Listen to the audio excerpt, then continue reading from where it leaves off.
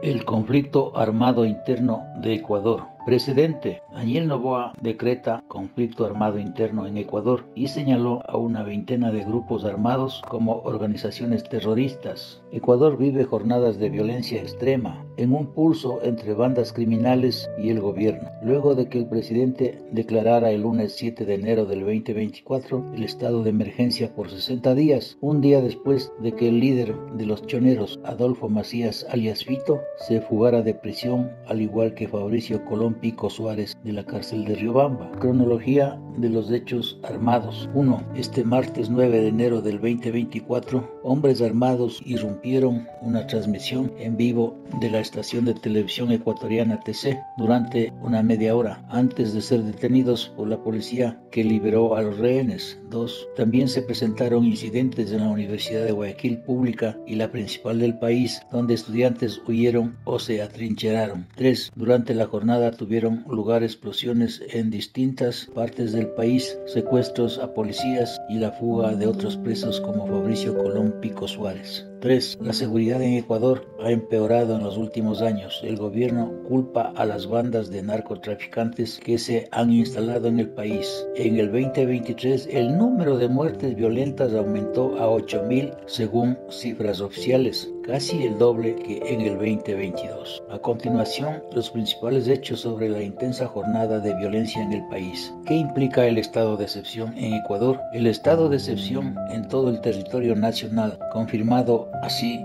la existencia de un conflicto interno en el país, razón por la cual se restringirán algunos derechos durante 60 días. 1. El estado de excepción priva a los reclusos de la libertad de reunión dentro de los centros de privación de libertad en el país. 2. Se suspende la recepción de correspondencia hasta fin del decreto. 3. Los autos que circulen a 1 kilómetro a la redonda de alguna cárcel ecuatoriana podrán ser jateados por la Policía Nacional. 4. Para los civiles en libertad, el ordenamiento de Noboa restringirá el derecho a la inviolabilidad del domicilio, facultando a las fuerzas del orden a ingresar a los hogares de personas sospechosas y proceder con revisiones dentro de los inmuebles sin la necesidad de una orden judicial. 5. El estado de excepción impone un toque de queda a la ciudadanía de las 23 horas p.m. a las 5 horas a.m. Ningún vehículo puede circular por las calles ecuatorianas a nivel nacional, exceptuando a los servicios de emergencia, servidores públicos de alto nivel, trabajadores de sectores estratégicos, periodistas y viajeros que acudan al aeropuerto para un vuelo programado. Con el anuncio del estado de excepción, el joven gobierno de Noboa admite encontrarse frente a un conflicto interno, lo que el Comité Internacional de la Cruz Roja define como una situación violenta dentro de las fronteras de un estado delimitado, en la cual existan enfrentamientos armados prolongados entre fuerzas gubernamentales y uno o más grupos armados organizados. A nivel de organización es importante para considerar una escalada violenta como conflicto interno, ya que se requiere que los grupos antagonistas al gobierno tengan una estructura organizativa avanzada, con cadenas de mando, capacidad de planificación y la facultad de desplegar operaciones militares coordinadas y la capacidad de reclutar, entrenar y equipar a nuevos combatientes, según el CIR. 6. El gobierno ecuatoriano ordena el cierre de avenidas y suspende las clases a nivel nacional. Ante la repentina ola de violencia provocada por los grupos criminales locales, el Ministerio de Educación ecuatoriano anunció que ninguna entidad educativa en el país podrá impartir clases presenciales, apostando por la modalidad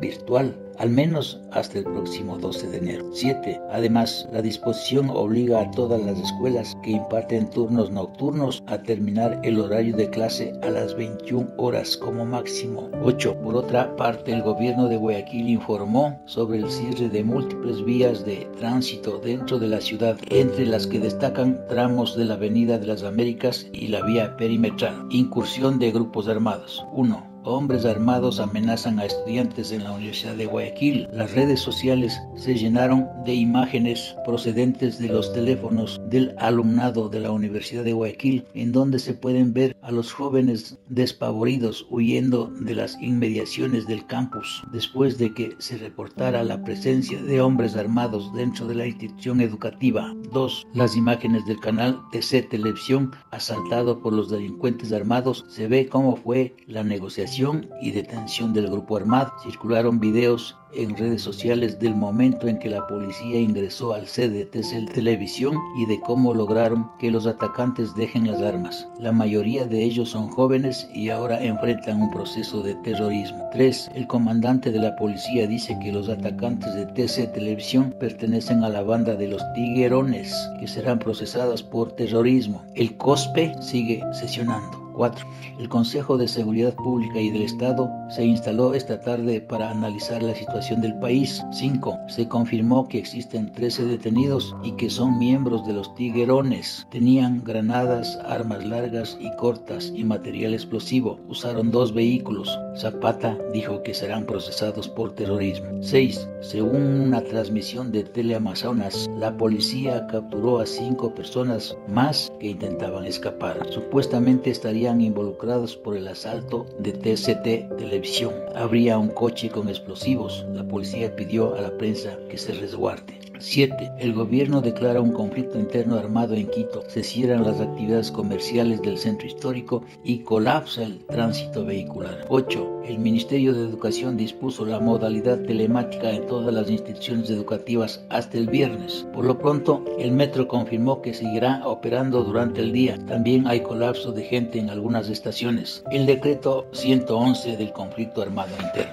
El decreto 111, en el cual se reconoció la existencia de un conflicto armado interno y se estableció como causal adicional al estado de excepción declarado mediante decreto ejecutivo 110. El decreto 111, que dio la origen a lo que se llama conflicto armado interno, tiene una consistente exposición de motivos basado en un informe del Subcomité para la Prevención de la Tortura y otros tratos de penas crueles, inhumanas o degradantes de la visita a Ecuador de la comisión que hizo el estudio entre el 25 de septiembre al 1 de octubre del 2022, donde se exponen las debilidades, necesidades y retos del sistema penitenciario ecuatoriano, que hasta la fecha no se ponen en vigencia o ejecución, a más de un cuestionado Plan Fénix y los procesos para la compra de barcazas para construcción de cárceles.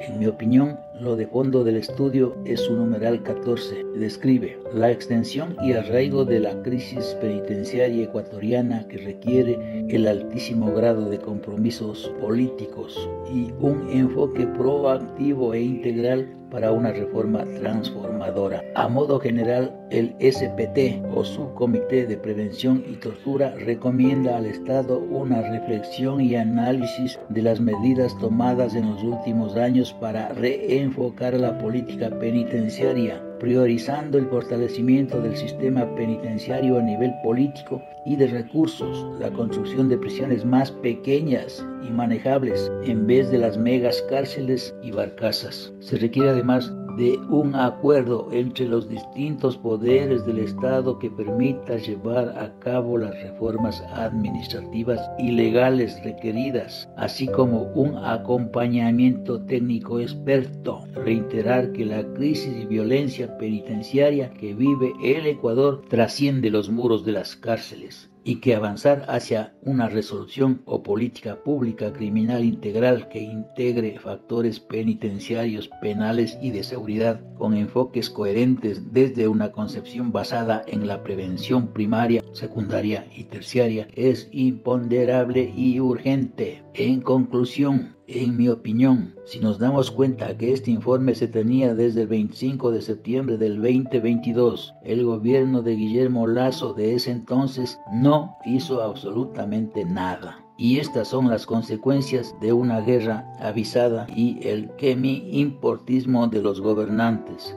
Como lo describí, en mi análisis vinculante con el tema denominado La fuga de información carcelaria en Ecuador, que se publica en la página web Desde mi trinchera de la ciudad de Guayaquil y en mi libro Política Pública, Seguridad Social y Adultos Mayores. Muchas gracias, soy el doctor Manuel Pozo Zumárraga, un profesional del derecho sin vinculación político-partidista alguna, investigador en política pública, seguridad social y adultos mayores.